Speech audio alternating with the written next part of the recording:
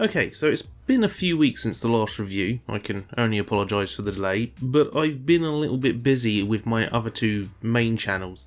See, a new video went up on Reacting Sentai Yoppa Ranger, and a new episode of Mellow Gaming Recommends went up over on that channel. And also I've been in Scotland recording new stuff for those channels in the meantime.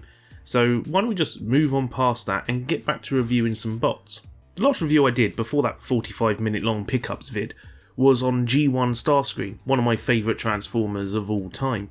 Now I was unsure what to follow up that with for the last few weeks. Maybe I'd do a Beast Wars figure to tie into Netflix's Kingdom series, or maybe a fun figure like Cyberverse Wild Wheel.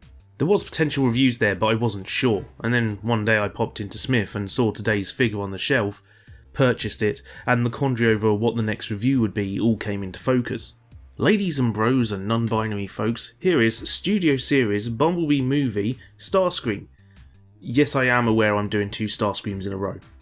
Now, do you remember when the first trailer for the Bumblebee film appeared and we all thought that this was Starscream? Turned out it was an untriple changer Blitzwing, but you could certainly see how you would get Starscream from it though, right? Well, the film came out and lo and behold, Starscream was there. For a few seconds. But that was definitely the Seeker leader we all know and love, although very clearly similar in design to that Blitzwing we saw earlier. Confusingly so really, seeing as we only see one as a Tetrajet the whole film, and the other one only ever appears as an Earthjet. The confusion didn't stop there though, because Blitzwing got a Studio Series toy first, which I don't have. And when this Starscream one was announced, people assumed it was just going to be a remold and repaint of the Blitzwing figure. Well, apparently it's not. This Starscream shares some engineering, but is mostly an entirely new figure. So let's have a closer look, shall we? How good does this guy look? I was genuinely surprised when I got him out of the box at just how much he screamed Starscream. That may seem silly, but up until then, the movie Starscream was represented by this guy here. So you may understand why I was taken a bit aback by the new design managing to capture the essence of everyone's favourite betrayal bro. All the design cues are here. You got the cockpit chest, the red either side that lead to these sort of shoulder towers. I'm still not sure what we call those. All the blues, greys and reds really line up to match up to a classic Starscream look. And man, the way these wings just splay out is pure anime. It's when you get a closer look that the real devil in the details starts to come out. Yeah, intake shoulders look great and all the curved edges give him this dynamic look like he's ready to take off at any moment. Also, check this out, when you twist the thigh joint it reveals all this extra hidden detail on the inside.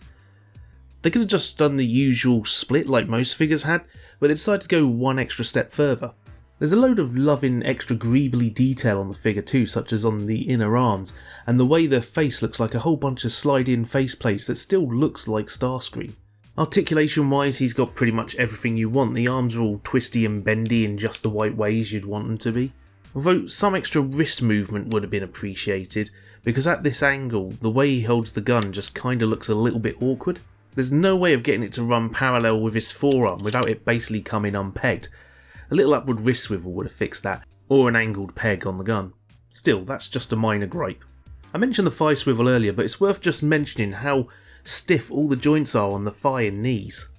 They'll hold their position for sure. The joints are good all over really, although the ankles do have that increasingly painful looking tilt. The waist can turn a little, but it's kind of impeded by, well, everything. Still, that's something a few Seekers don't even have at all. His head can move about side to side, but not much else, and you can also reposition the wings to give him the sort of angle you prefer. Speaking of wings, this isn't official, but look at this.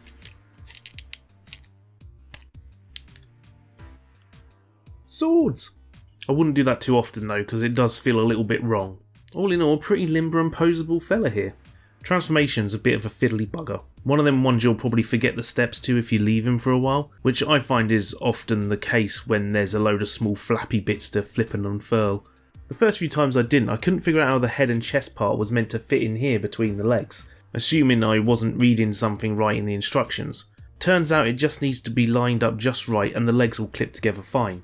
Now I'm not usually too keen on Tetrajets in toy form. They either rely on big flaps to hide the bot curled up inside, or they come across as a little bit fan modey, and this one definitely leans a little more towards the latter.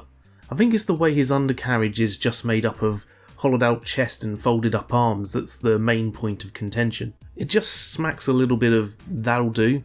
Plus, using the gun to hold the pieces all together does just kind of come across like you're using the gun to hold all the pieces together. That said, it's pretty accurate to how the Seekers actually look in the film. I say that, the underside with the gun was definitely a lot thinner in the film, but the upper part looks entirely spot on. Or at least spot on to the 4.3 seconds you see them in the film. I do like how there's a little bit of eventual Earth mode in the design, even though it makes no sense in the context of the world. Like, why does he have a cockpit? There's no pilot in there. But it doesn't matter, it's just how Starscream looks. Not sure I'm too keen on this half scooped out nose cone either.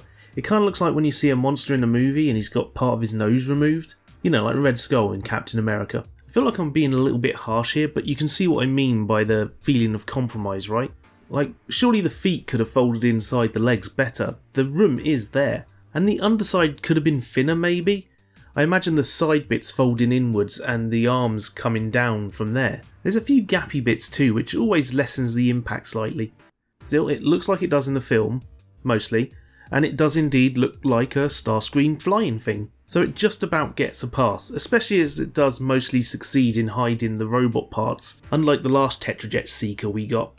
And I guess that's Studio Series Bumblebee movie Starscream. One hell of a bot with a slightly shaky jet mode. They recently released a repaint of this guy in green as Thrust, who's normally red. So what are they going to call the eventual red repaint? Because let's face it, this mould is getting repainted until the end of time, or at least the next couple of years. So that's it for this review. Cheers for watching, click all the relevant things below and let me know which generation of bots you'd like me to look at next. Catch you later, Bill and Ted.